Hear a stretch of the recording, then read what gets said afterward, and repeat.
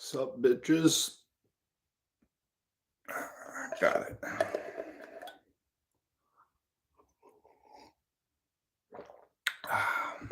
It's a wonderful day. Very wonderful day. Been a little bit since I've been here. Wow, that's good coffee. That's really good coffee. Hello, fellow racist bear. How are you doing? Who's machine one? I don't remember you. Might be gone already. It's okay. Well, for anybody who, hey, bro. Yeah. Fellow racist. Them damn niggas in there. Geez, Mandy. Jeez. Yeah, so it's been about over a month since I've done a stream, just because I've been so fucking busy crushing, and I don't know. I'm glad to be back and doing this again because I missed it. But yeah, so I have no idea what I'm going to talk about. I'm just going to see what comes to me. Probably end up rambling for a bit. Hey, Forsteading Mama, how are you? We'll see. We shall see.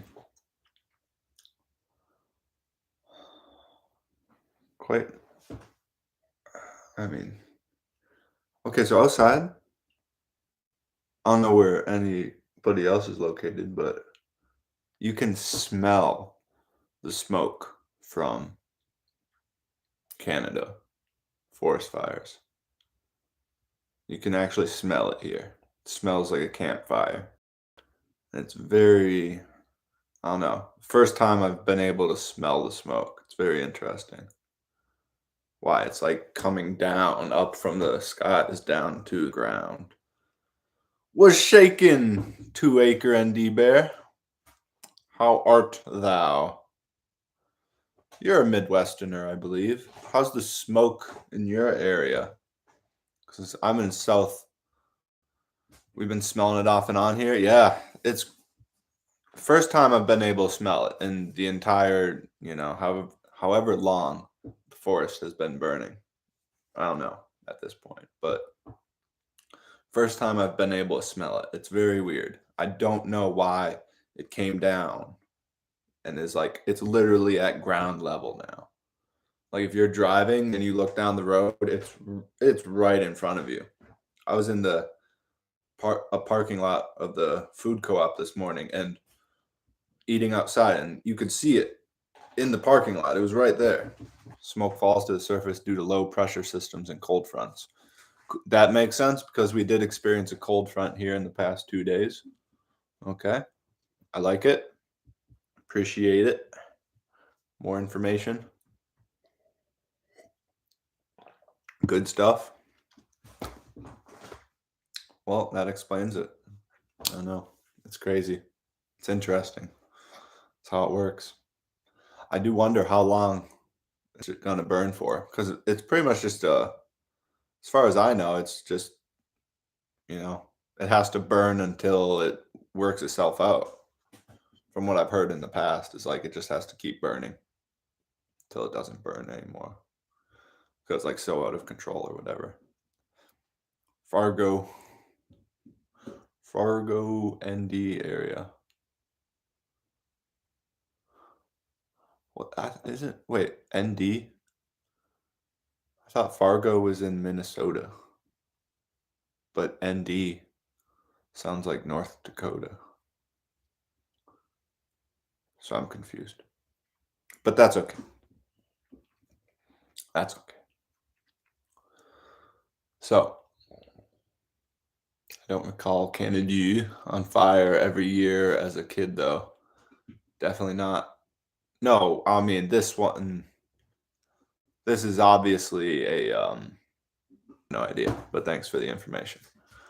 Um, I mean this whole fire thing is definitely. I'm sure most of us, if not everybody in the bear community, has seen the video of like the radar wherever where you can see that all the fires across the forest started at the exact same time in very different locations. So you are in Minnesota. Ah, I knew it. um, that's cool. Fellow Midwesterner. Yes, I like this area. I do. But yeah. Oh, how dare you? We're back. Cut out for a second.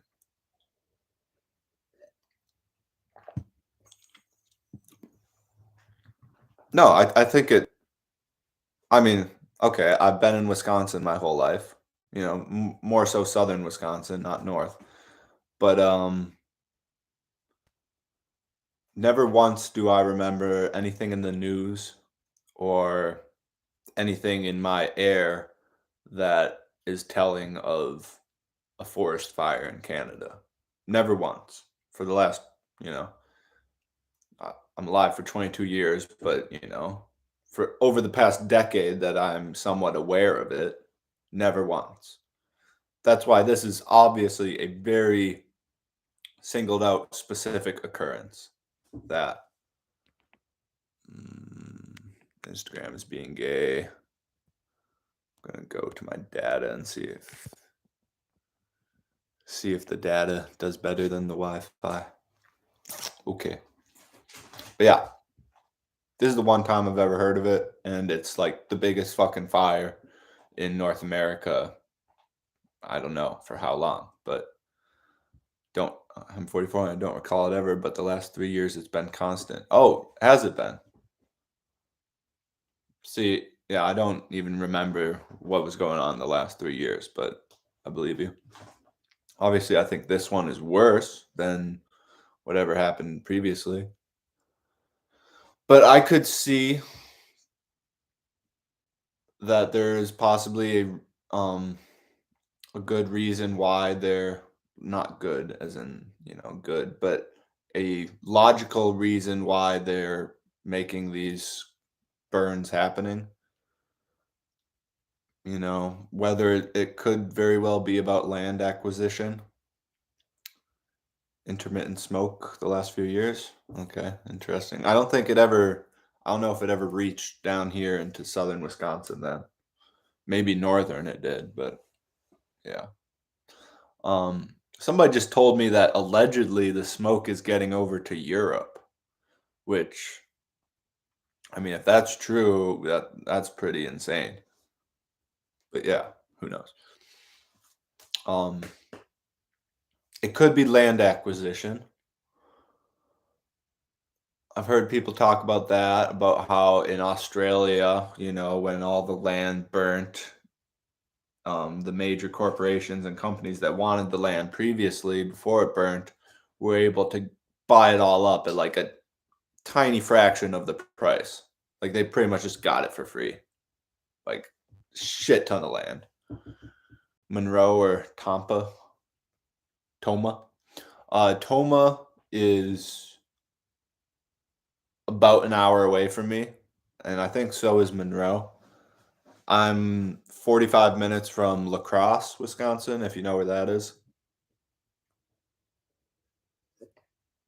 And if you have ever heard of Viroqua, Wisconsin, that's where I live. That's where I was born and raised. And somehow everybody seems to have heard of Viroqua. So I don't know if you have or not.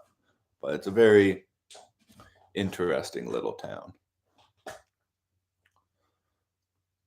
So land acquisition, I mean, sure, you could say that they're trying to cause fear, for global warming agendas and just control agendas to where they want you to be fearful and like tell you not to go outside because of the smoke maybe, or I don't know, but smoke is bad. Like you smell it. Like, I don't know. Oh yeah, I drank some beers in lacrosse back in my prime. Did you know lacrosse used to hold the world record for the most bars on one street, on Third Street there? There was something like 23 bars at one time, and it was the world record. But now now then I think somewhere in Germany maybe beat us out. I don't remember. Don't quote me on that. But now there's less than 23 anyways. So pretty much fact they torched Australia so they could get the land for the rail. I in fact did. I bet you did. Okay, yes, it is a pretty much fact they torched Australia so that they could get the land. Exactly. And I feel like it's logical to think that they're doing the same thing here in CanadU. You know, right near the border, right in Ontario, I believe, is where a lot of it is. The Ontario forest, whatever. I don't know. I'm retarded. But yes, likely. I think that's the most likely thing. I also think that they're using this whole process of doing that to promote fear and make people scared of, you know. See, I don't see how anybody could buy into any of the global warming agenda and climate change stuff. And now, like, I don't, do they even say global warming anymore? Isn't it all climate change? Like that's what I wonder because I'm pretty sure they've really made a transition from ever saying like rarely saying global warming and much more saying climate change now. I'm pretty sure that's much they changed the term. Yeah. They did. They did. And so it's like, well, fuck is climate change? And I don't know how anybody can I literally sure, fear. But even fear, how are you scared of that? I do not understand how people can buy into that. And maybe they don't. Maybe there's nobody, no normal person that buys into that shit, and it's all just the actors. Because the facts show this was the coldest June in 5 years. Absolutely, yes. Yeah, I saw something about that. Like it's colder now than it has been in a long time, and so that's why there's things like that where they just the powers that be that try and promote these things, they know they can't get away with calling it global warming anymore because it's just so fucking obvious. So I guess they knew they had to change it to climate change, which is just mm, doesn't it makes less sense and there's really nothing backing it and I don't understand how people can get along with it. But hey, there actually is people, even in my small town, everywhere near me, that are buying into climate change. So I don't know what I'm saying. They're all retarded. So am I. But what's up, Maxed Out Bear? Good to see you. It's been a while. How we doing? Um. Oh yeah, I got some news. Um. So yeah, I haven't been streaming for the past month or doing any of this because I've been just crushing in life. And it's great, but I do miss doing these things. I miss listening to Owen streams. Like I try and catch up on a few of them here and there, but it's really hard to I never catch him live anymore. I'm never in the speakeasy saloon. It's I don't know, I'm a little bit behind on everything, but I'm still a bear and I'm just crushing. So, news is got married unlawfully. So, yo, dude, I was just talking to my friend this morning about the climate change shit. Sriracha sauce supplies affected. Sriracha sauce supplies affected. What? Sriracha sauce. Yeah, okay, that's great. Woo! Congratulations. Thank you. Thank you. Okay, yes. So I'll tell the story. I'm very happy. Unlawfully married, meaning um I forget my expression. Oh. So it was just it was unexpected, spur of the moment. We were hanging out here, and I was just overcome with the thought, and I told her, I was like, "Will you marry me?" And she's like, "Oh yeah, no, for sure." I was like, so I was like, "Okay, let's do it tomorrow. I don't want to wait." So obviously, I'm traditional in some senses and very liberal and non-traditional in other senses, and this is one of those ways where I was not traditional in the, cultural sense.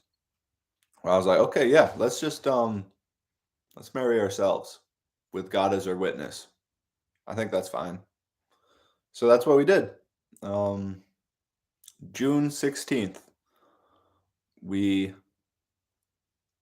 married ourselves under the stars with God as our witness.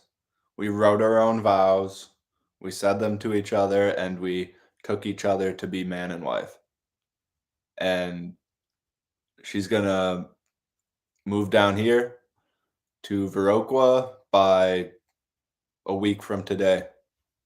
And she's gonna be here and, you know, family in the future. Um, Still looking for land, but I'm definitely trying a lot now because I'd like to have land to, well, at some point, yes, land will be acquired and there will be homestead with animals and gardening and all the jazz, and I will raise my children on the land and they will eat rocks.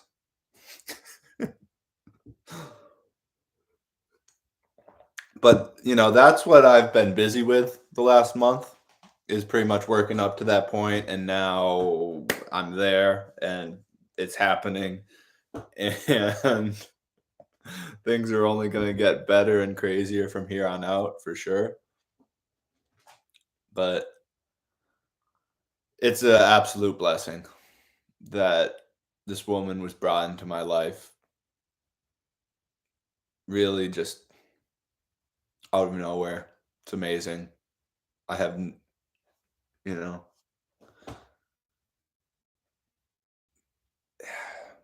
I have no words to explain why or how it happened or any of it. Like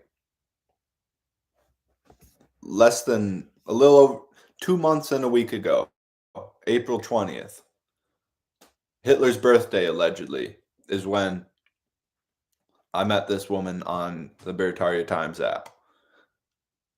2 months and 1 week ago. And then less than 2 months after that date of meeting, we married ourselves.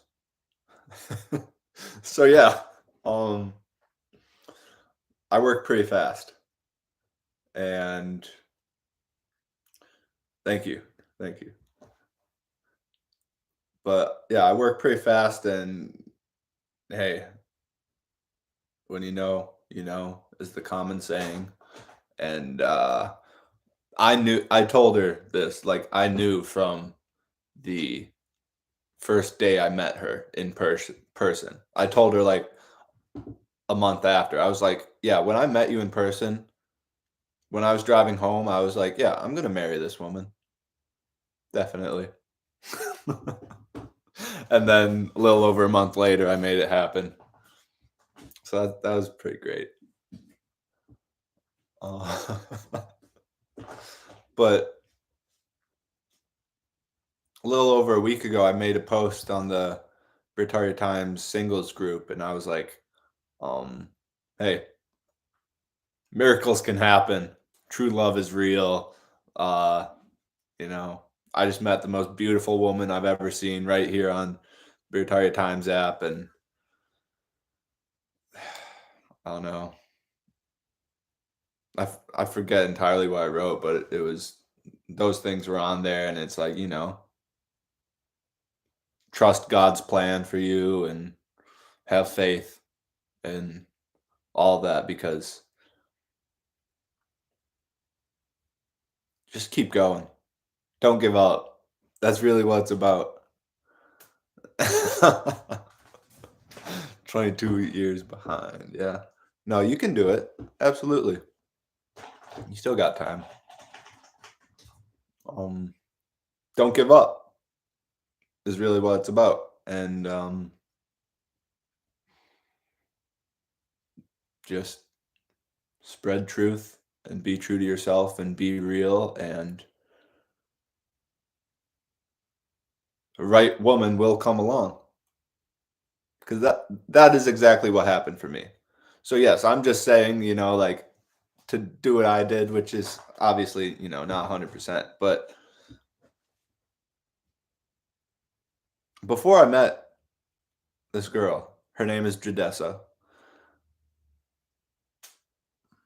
There was like there were two other women that I somewhat pursued, I guess, and was like trying to, work something out with, see if there was anything going on there. And both of them were just completely not my type of woman that I'd like. Like, I saw things in them that could be good, but definitely not the women that I'd want to be the mother of my children. Either way, like, that didn't work out with either of those women because it wasn't supposed to. And because I stayed true to myself and said my truth and said what I thought,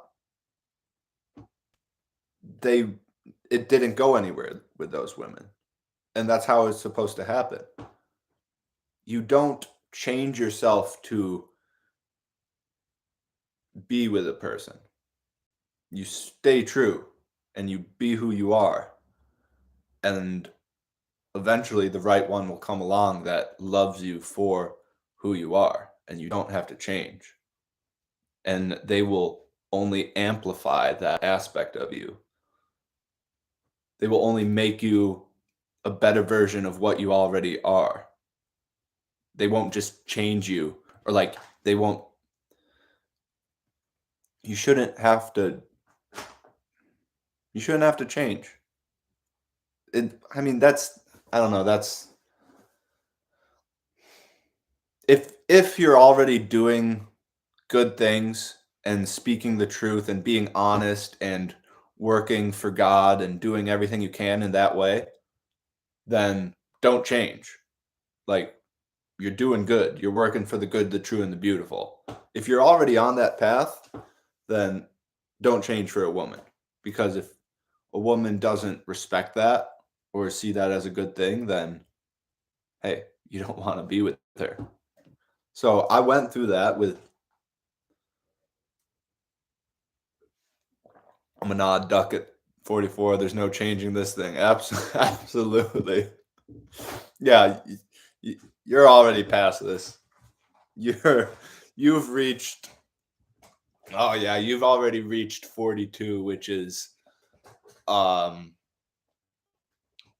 Somebody was telling me the other day that so throughout life, everything is split into 7-year stages, phases. You know, 0 through 7 is about the physical body and learning about it and learning about how you physically relate to the world around you.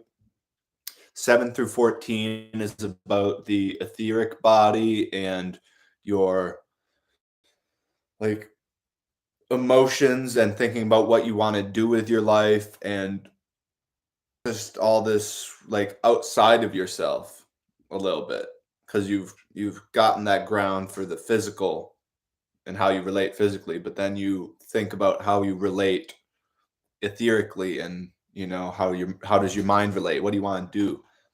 And then 14 to 21 is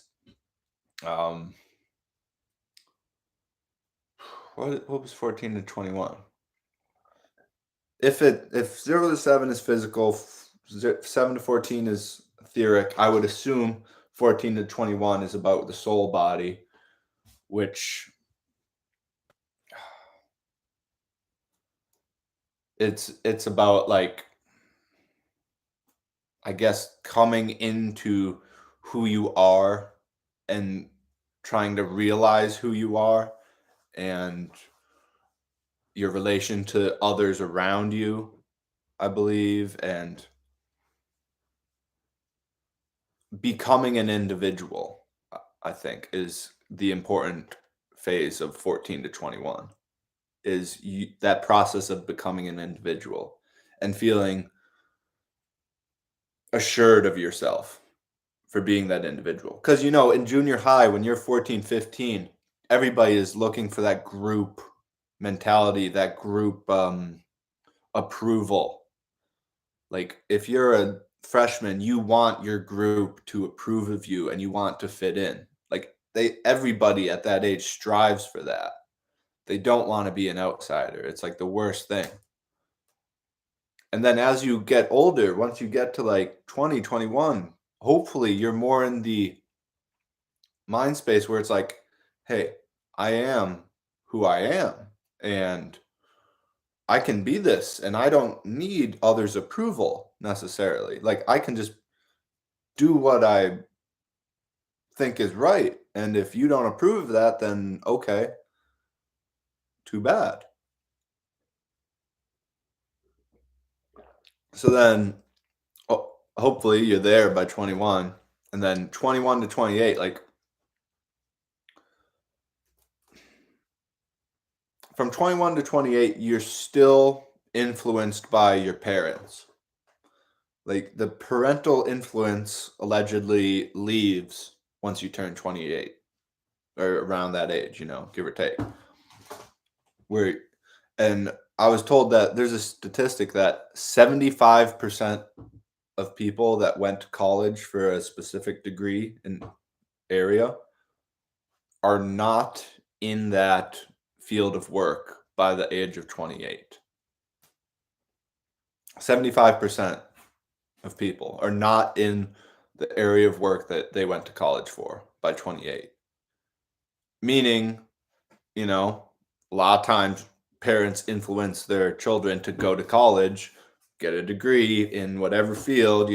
I did this, like, I was an engineer, so you should be an engineer, that type of stuff. And then once you grow up, you're like, well, my dad wanted me to do this, but I never really had any passion about it. I wanted to, like, own a music store or something. And then you decide to follow your dream if you have the courage to do that. So between 21 and 28, you're really, like, you've formed that individuality. You know that you are a person, that you can make your own choices now. The I has come into you, and you are, I think at 21, at 21, I'm pretty sure is when the I comes and you become conscious of yourself in a more distinct way. And then you go out into the world around you and you really are figuring out how do you relate to the world and others based on the fact that your I, you know who you are, more or less. And that takes time to figure out what you actually want to do with that new awareness. What is your purpose now? And then at 21 to 28 or 28 to 35 is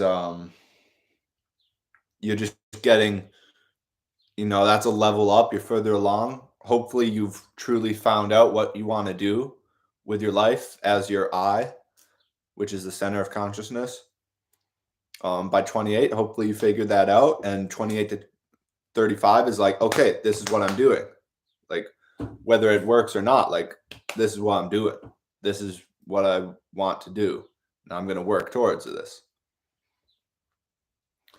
And then 35 to 42, well, like at 28 to 35, the parental, influence on your life disappears. That's why your I is taking over and you're like, this is what I'm doing. This is me, nobody else. 35 to 42 is, just more of that. You're continuing, you're really trying to grow roots and stand firm in what you are trying to do. And then now I'm back to, 2 acre ND bears age ish. Once you get to 42, I lived pretty loose, never had much of a plan. Yeah, it's understandable. But now, see, now once you get to 42, I was told yesterday, is when I forget what the term this guy used for it for, but it's like something about the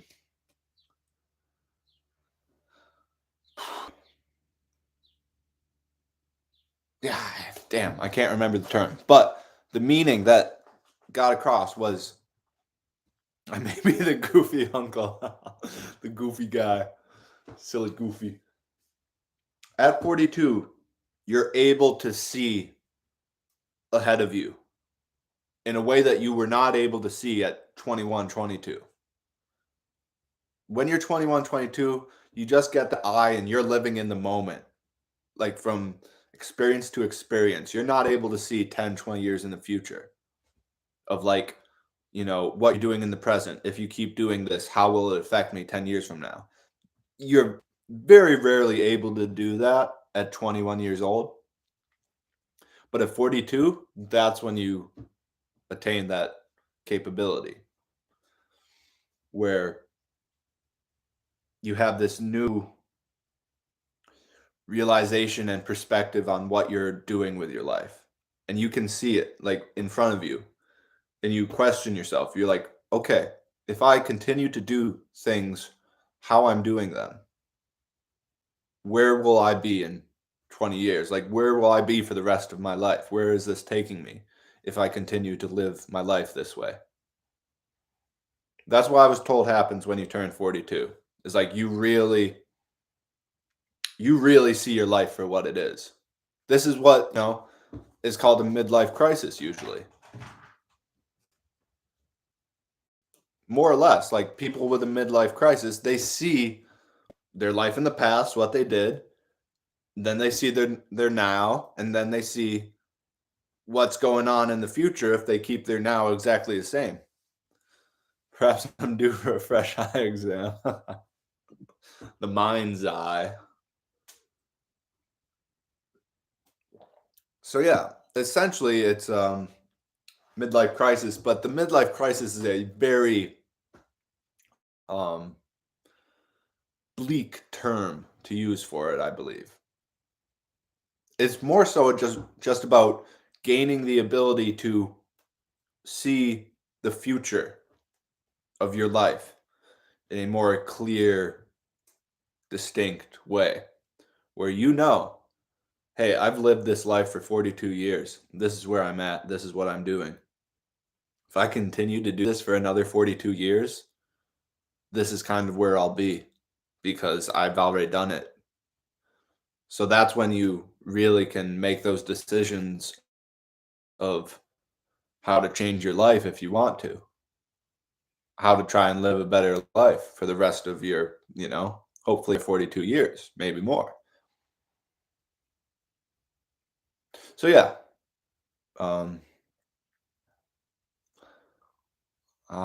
you mentioning that you're 44 sent me down that path because I was talking to a guy I work for about that yesterday. So that was a good review for me. Hopefully, it was somewhat of interesting information for you, but hey, whatever. um, I also talked to this guy about, reincarnation yesterday and how our past lives affect our life now and how in the spiritual world we kind of agreed to experience what we're experiencing in this life. Like, we agreed to it because it's for a higher purpose. It's for God and the higher beings. Because we talked about choice as well. Like, do you have choice in the spiritual world before you incarnate? Do you get to choose, where you're born, what family you're born into, all of that? But you also can't not realize that the decisions in life you chose the first half has real consequences on your second half. Options and paths missed or now closed, etc. You can't not realize that it's in. Yes, yes. You can't not realize. Yeah, once you get to your age, I think you're saying, like, you can't not realize that your past has taken you in this direction. Like, the decisions that you made and life you chose, it had these very distinct consequences that have led you to this point. And that's why you're able to see in the future better, because you have this understanding of the past. And it's like, okay, well, this all got me here. So if I do this again over here, hey, do I want that? Or do I want to maybe like go like here or like here? You have the option to change. Yes, don't dwell on it, but it's clear your paths are a much more limited set than they were. Yes, yes. You never want to dwell on those things, but you only want to think about them for the amount of time that is beneficial and fruitful and helpful, which, you know, should be kind of a short time. Try and like cognize it and realize what it all is as fast as possible so that you can, move forward and change things for the better if you need to, or to just feel more assured of yourself and be like, hey, I'm doing great. I'm taking my life on a great path, and I'm going to keep doing things exactly how I'm doing them. Like, that would be great. Like, it all has value, certainly. Port Bear, hello, welcome. I'm married now. I've been crushing in the past month. And yeah, I'm married now, and hopefully my wife is pregnant, but I gotta wait probably another week to find out about that. What? Yes, it is true. Thank you. I work fast. I knew the woman for about 2 months, and then we married ourselves. But hey, I mean, her mom is like, her mom is a bear, and she's like the super, super nice person. Is the oven on yet? No, we got that puppy warmed up right away. There was no waiting. We put it on preheat, and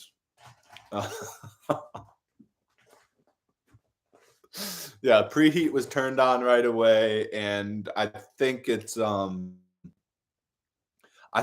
about ready to bake.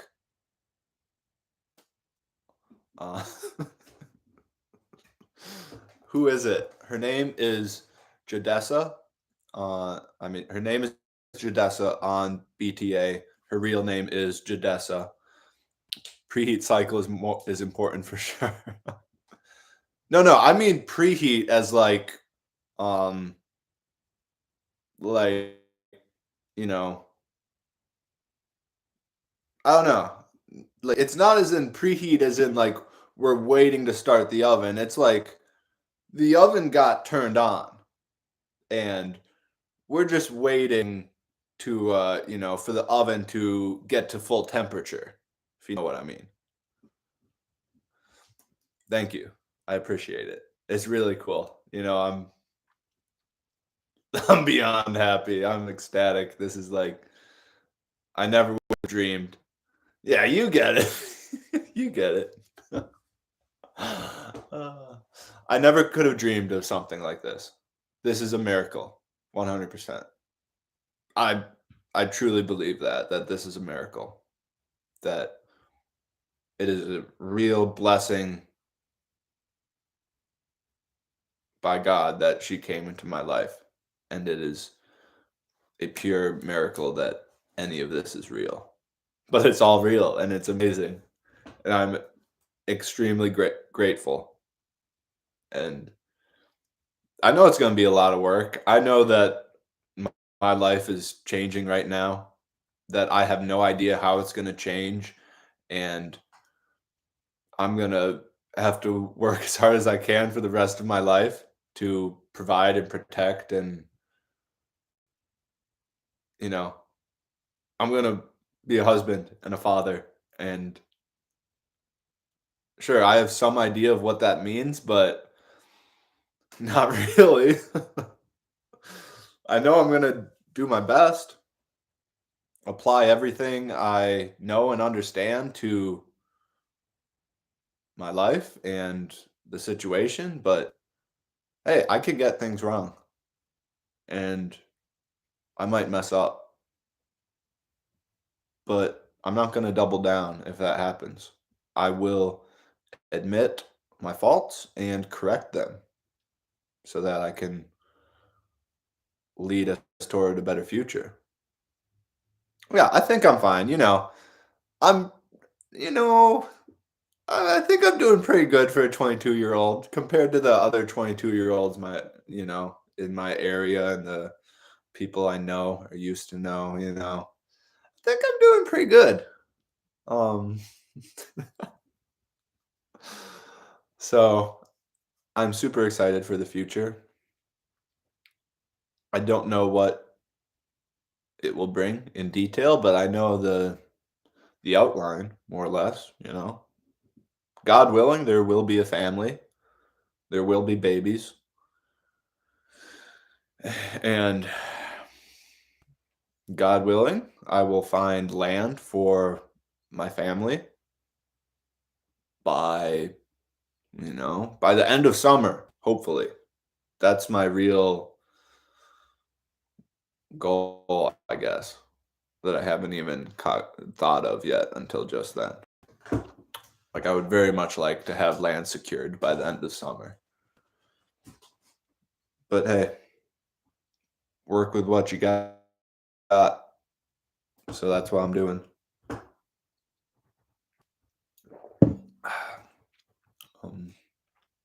Forget what I was talking about before that. Oh yeah, reincarnation, past lives. So me and this guy yesterday that I work for, we're talking about choice. How we know everything here in the earthly realm is a choice. We have that power of choice. We get to make the choices. We do have free will. And I asked him, like, okay, well, what about in the spiritual world? Like, when we're spirit soul beings, do we have that same ability to choose? And he was saying that he thinks there is no such thing as untruth in the spiritual world because everybody can just see through it. Like, there is no such thing as a lie or untruth because everybody knows and is fully aware of what capital T truth is. So you can't get away with lying. Which, you know, choice, the power of choice is a very different thing in the spiritual world compared to what it is here on earth. It's like here on earth, we get to choose whether we want to lie or tell the truth. One thing I would recommend all young men do to be a better man is do Brazilian jiu-jitsu. Jiu-jitsu? Jiu-jitsu? No, that's I know it's a good sport. I know it's pretty solid. I've definitely thought in the past of like, trying to find a Brazilian jiu-jitsu gym near me. And like I thought about, trying to go and do it because, I've heard a lot of good things about it. Definitely. And at the same time, it does seem a little gay. I've always thought wrestling was the gayest sport. You're just hugging and wrestling with a man on a mat, and it's a very inherently gay sport. And BJJ is, very kind of related to that. You're grappling each other on the ground and whatnot. And the name of it is also BJJ, which is also pretty gay. So I don't know. I definitely think there's a lot of good that can come from that. I agree with you. Lots to learn. But there's some hurdles to get over there for me of you know, coming to terms with the fact that it is a kind of a gay sport, but that it, can be good for you. It's like, okay, yes. How do I approach that then? But yeah, no, it's great. Um One thing I would I would recommend get a horse. Ride a horse and the whole thing where a dog is man's best friend is I don't know if it's true. Because I think a horse is really a man's best friend because it's like a giant dog if you think about it. It's like a giant fucking dog that you can ride around on. It's so cool. Like just imagine riding around on a horse. Like taking your horse to town instead of your car. If you lived like 5 minutes out of town, hop on back, be a cowboy, go to town on your horse. Fuck the cars. Get rid of them. That's my goal for the future. I want to essentially, at the very least, not rely on my vehicle anymore for transportation. Like at the very least, not rely on it. And at the other extreme of that is to just be done. Get rid of them. No more motorized vehicles. Just three options for travel. Ride a horse like a cowboy. Drive a buggy like the Amish. Or just walk like a hippie. Those are your options. Or at least those are what I want my options to be in the future when we bring the cowboy Amish hippie blimp society into full reality and fruition. Because I do believe it will be real. Oh, cowboy Amish hippie blimp society. Cabs for short. So yeah, um, cabs will be a thing in the future, like a real thing in the physical world. Right now, it's in my mind, it's in the ether, it's flowing, but it's not, it hasn't come down and instantiated itself in physical form. It has not incarnated. It's just an idea floating around in the ether. But if anybody else wants to take the idea and make something of it, that's fine. Otherwise, I'll probably do it at some point soon and try and put it out there. But yes, the goal is to there's the cowboy, Amish, hippie, triad, yes. And then the goal of that is to embody all three things. Embody the life of a cowboy, an Amish and hippie all in one, and right in the center, the 33, 33, 33 center of being cowboy, Amish, hippie. That's where I want to be, and ideally that's where you end up, in the cowboy, Amish, hippie triad. Hello, Berserker Bear. How are you? The Sleuther. How goes the work? I'm sure great. Um,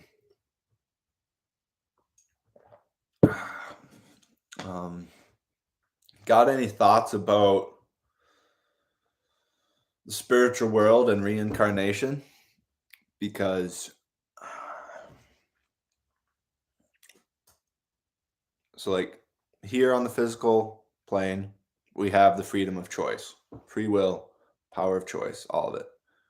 Smiling and dialing debtors. Interesting. Wait, is YouTube a full-time job for you, or do you have a day job as well? I wonder. But yes, physical plane, free will. Spiritual world. There is no such thing as an untruth, which means that the power of choice acts and lives on very differently in the spiritual world compared to the physical. Because if you try and lie, try and do something against God's will, everybody can see it. There is no getting around it. Everybody knows your intention. So there's no point, because it doesn't get you anywhere. YouTube is extremely part-time, got a full-time job, and fam first always. Attaboy. Attaboy! Let's go! Yeah. That's great. I still need to figure out a real career for myself. I've got lots of things that I'd like to do part-time, hobbies and whatnot that probably would never turn into a real career. So, I don't know. It would be great if I could turn homesteading into a full-time job and career and support me and my family from it. But I don't know, that's a big goal and that's a lot to ask, but it's possible. I believe there is something to reincarnation, but not sure. Take a look into the story of James 3 and the Natoma. Never heard of him. But if you've ever heard of Rudolf Steiner, he talks a lot about reincarnation and past lives, and how our past lives affect our current life, and the karma of past lives and the karma of humanity in a whole, and how in Steiner for sure. Yeah. Steiner's, I don't know. I'm just getting more and more into anthroposophy and Steiner because there's a fairly large community here in Viroqua for it. Like lots of people are into it, and I'm going deeper and deeper, and it's amazing. And lots of the people here are just so cool. They're living their best lives. They're doing biodynamic farming. I go to Christian Community on Sundays, which is it's called Christian Community because it's the revival for the Christian community that Steiner came up with in the early 1900s. And all we do is just sit in a circle. We sing a song. We read some quote or verse from something, and then we read a passage of the Gospels, and then we sit there for 20 minutes, either in silence or people can say whatever they want, very Quakerish.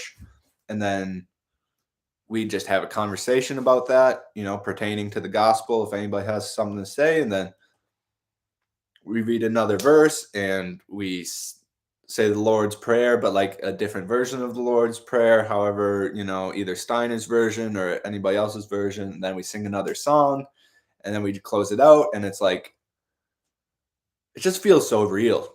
There's nothing fucked up about it at all. It's just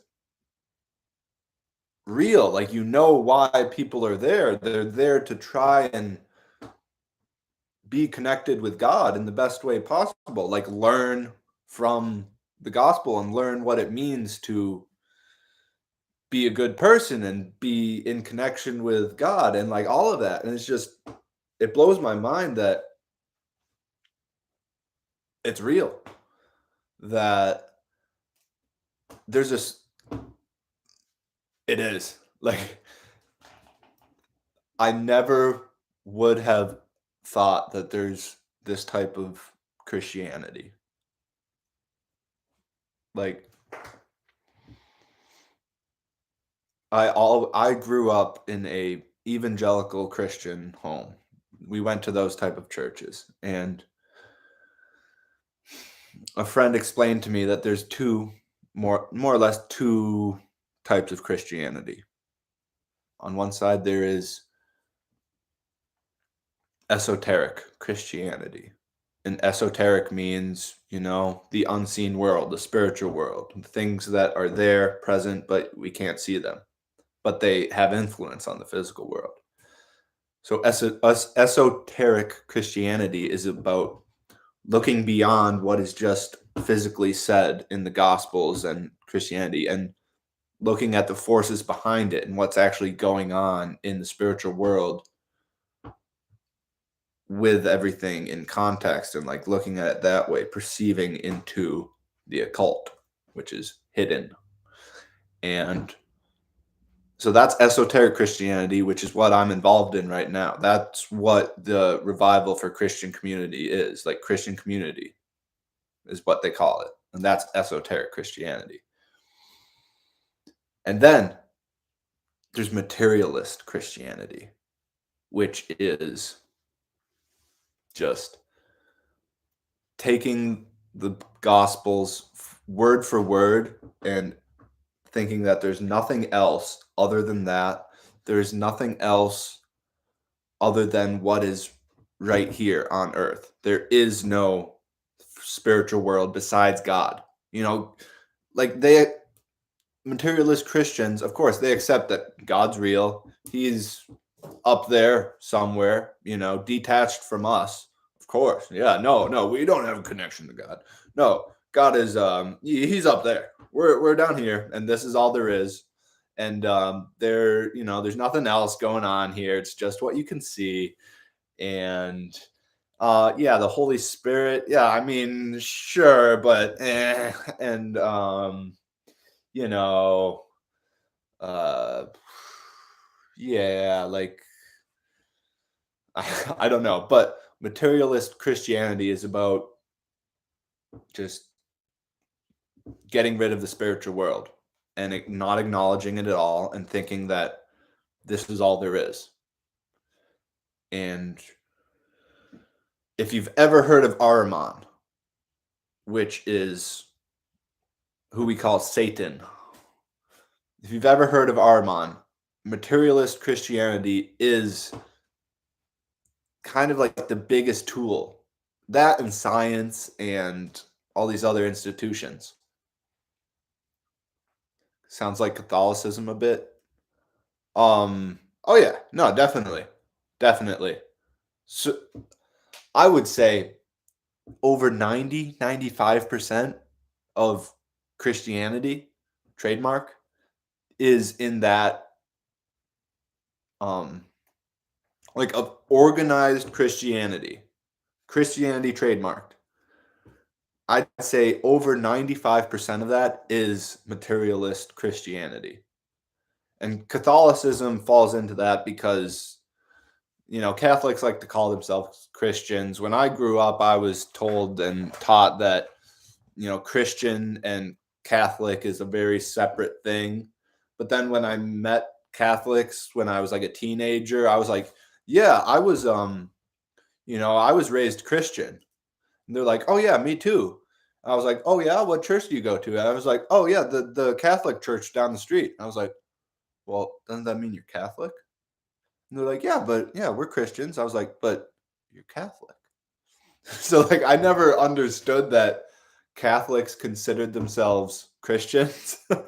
I thought it was like something completely different. Yes, they're not following the word of God. They're not following the spirit of truth, capital T. They're not acknowledging the Holy Spirit.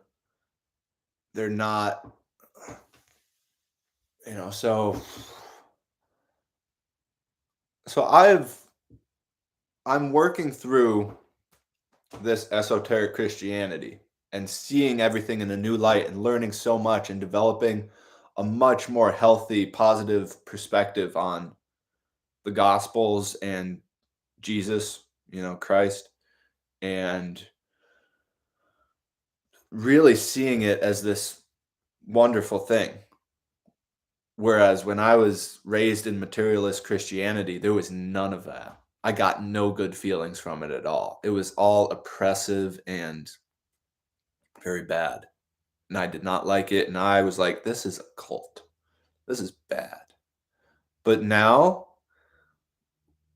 what I'm involved in now is like seeking the truth, is what I feel is happening. And it is keep on the path, bro. Sounds like you were crushing. Thank you. Thank you. I am doing my best to crush. And in like the past 2 months, I've just been crushing. Absolutely. Like, I haven't been able to catch any of Owen's streams live. I haven't been in the speakeasy at all. I try and catch up on some of them when I have time, but like I am definitely way behind. But it's just because I've been crushing. Like, I can't help it. And it's so amazing. Like, this is the best summer of my life. And last summer of my life was the worst summer ever. Truly. Couldn't get any worse than that. So the difference, the complete distinction and like polar opposite difference of last summer to this summer is it's crazy. But wow.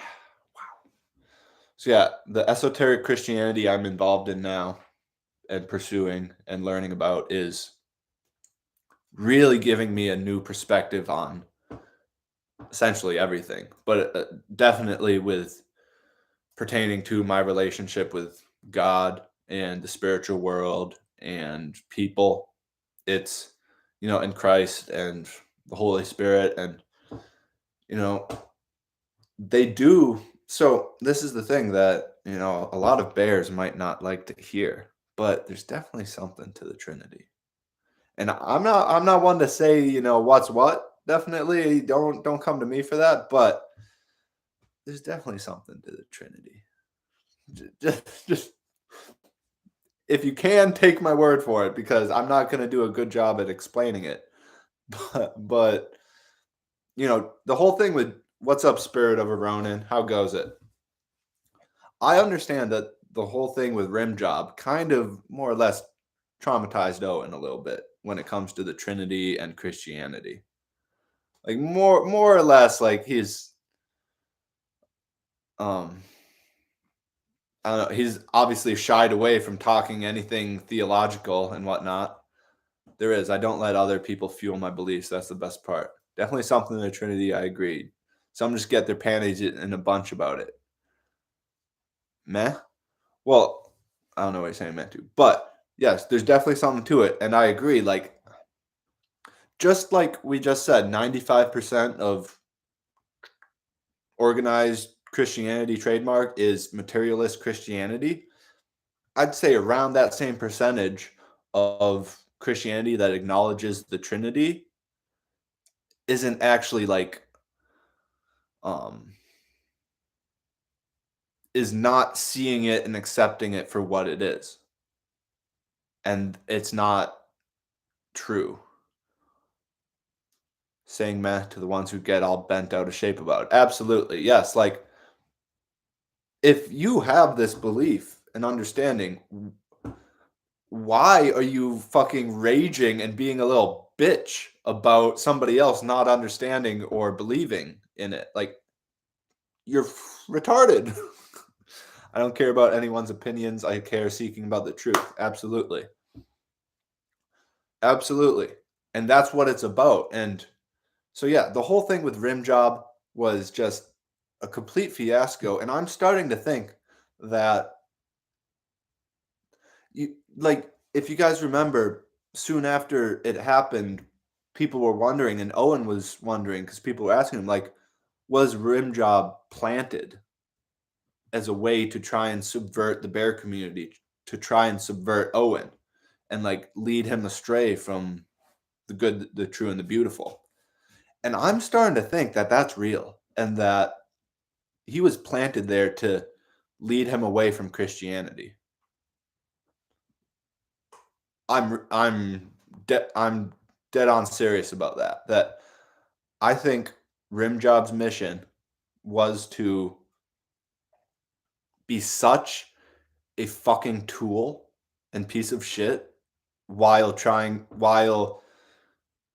um making it seem like he's a Christian and spreading Christianity, that it was meant to, get the Bears to try and push all that away. And especially Owen, like he does that. He doesn't want to talk about theology anymore because there's such a bad taste in his mouth. I think people try to find validation in other people's ideologies, and I used to be those people. It should always be, what do you feel, what do you think, kind of thing. Yes. Yes, you should not be seeking someone else. Do not give up your authority to someone else. There's no good reason to do that. It is possible. And I'm not going to say, it's real, but it's possible. And I'm starting to think that it is real because if I, I'm going to try and say these things without sounding like, well, the Catholic religion is complete perversion of the truth. Of course, of course, of course. I mean, come on, come on. I really want to say these things without sounding at all like a gamma or anything where it's like, oh, Owen, like they take on idols, aka saints, and worship the Virgin. Yeah, it's nasty. Fucking, fucking pedophiles. Obviously, like it's nasty. But okay, I love Owen. He's a great man. He's done so much for me. Like I would not be the person I am. I would not be in the situation I'm in without Owen. It's amazing. I owe so much to him. So when I literally pedos, when I say that, when I say this, if Owen went down the path of like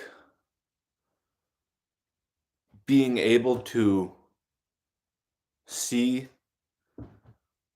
Christianity and see how it is related to the spiritual world and how much truth is in it, truly, it would just, I believe it would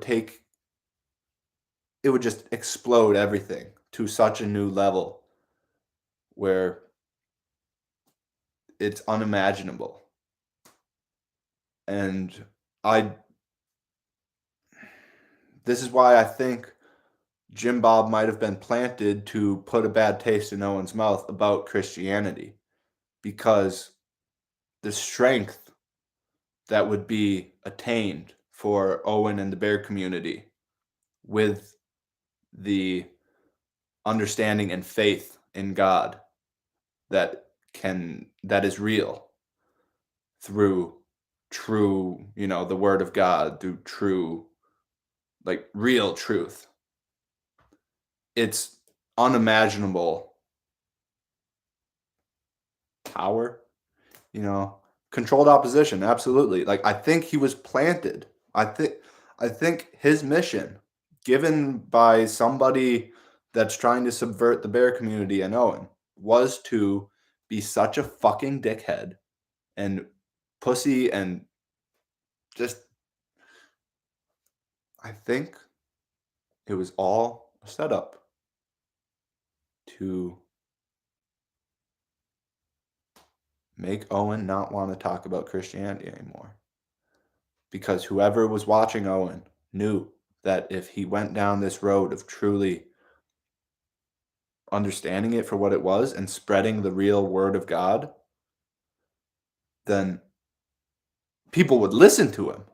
So many people would listen to him and see it for what it is and be like, and he has that ability to actually lead people to Christ. And the powers that be obviously don't want people to find the Christ. He's super short too. He was the thorn in the Achilles heel. Absolutely. A little bastard. But I got to hit these accounts. Good talking. Keep crushing, bro. Great talking to you, Berserker Bear. Get back to work. Have fun. Keep sleuthing. Yeah, good luck with everything. Thanks for chilling. All that to say, I truly hope that someday in the future, Owen will be able to spit that taste out of his mouth. Like, truly spit the thought of rim job and how he tainted the Christianity for him. Just spit it out of his mouth and try and see it in a new light. I truly hope that, because I think the amount of good that would come to the bear community from that is possibly immeasurable. And so I'm saying this, but I'm really not trying to, be any sort of gamma. I'm not trying to say like, Owen needs to do this. He's beating around, Secret King. No.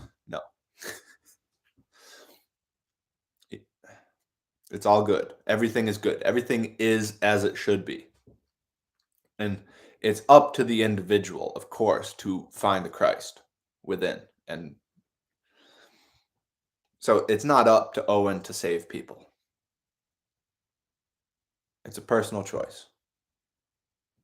Do you want to save yourself? Do you want to be saved?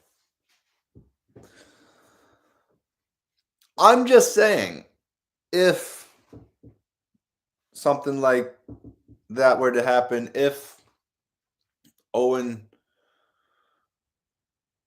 were introduced to esoteric Christianity, I think he might vibe with it a lot and kind of get a lot of gravy from it. And then he'll ladle that gravy onto everybody else and they'd start. And I think it would have some very resounding effects. And I truly hope to see that in the future, because I do think it'll happen. I think we're going through this period, this phase where there's a bad taste in Owen's mouth about Christianity. But I think he'll spit that out and he will come back. Because, he's been there for a long time and rim job was planted. He's controlled opposition against Christianity, and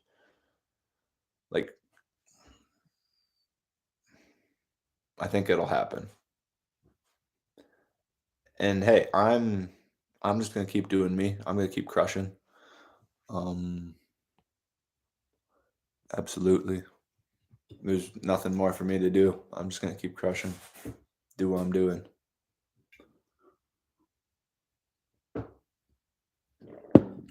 But I don't know. I don't know what else to say. Did Ronan leave? Are you there, Ronan? I think Ronan left.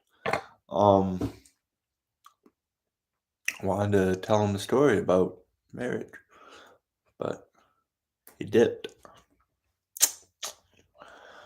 Let's see. Anything more to talk about? It's 12:24, which means I should be going, which is why I wanted to see if Ronan was still here so I could tell him the news. But okay, that's fine. Great talking, everybody that showed up. Thank you. I appreciate you. Port Bear, I hope you have a great day. Wait, is that who's still here? Yeah, Port Bear. Have a great day. Great hearing from you again. Onward. Keep crushing. All of it. Yeah. Don't be a bitch.